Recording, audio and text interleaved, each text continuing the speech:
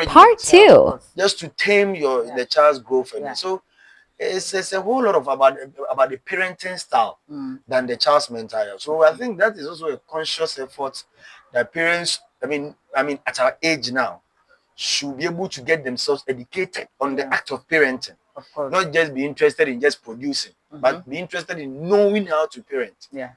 So that they will be able to bring children who are mentally stable and not become social misfits. You understand? Yeah. Yeah. Wow.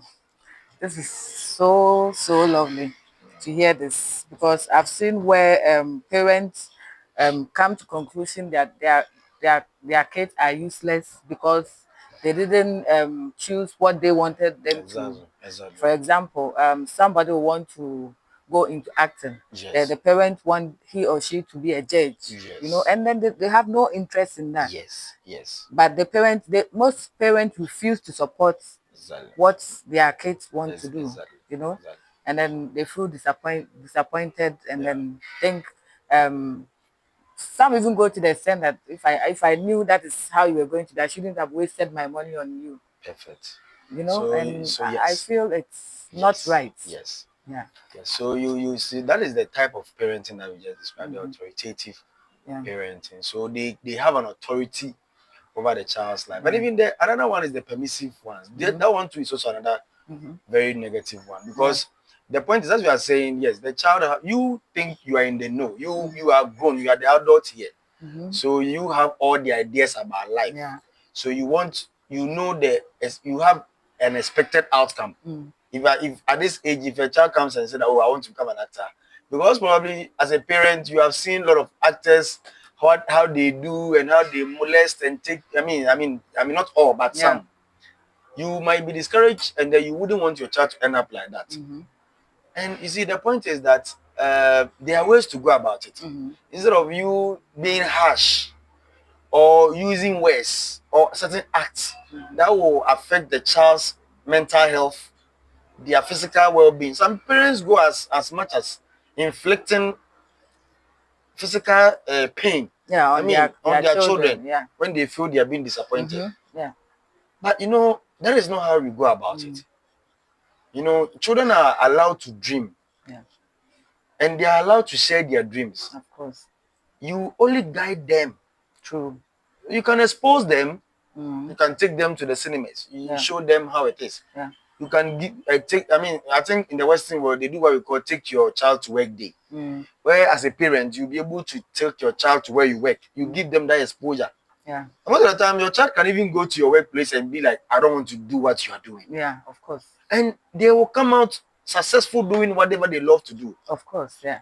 You understand? So sometimes we tend to create a community where everybody is fighting over very small things because the kind of parenting that in our setting, when you're growing up, so you become a doctor, you become a nurse, you become a this lawyer, and now you see how the society is. Almost everybody is now.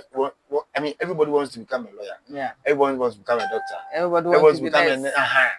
At least I think major all this those that completed school, everybody wants to be a nurse. Now. And it's like, wow. Yeah, and when some what parents, is going on? Some even love it, but their parents force them to. Yes. Some also want it, but it's not actually their field. No. But they still want it. Yes.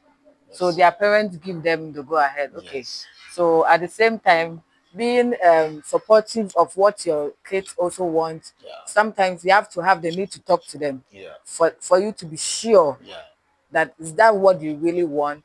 Because you don't choose your future based on what you think, oh, I can do this.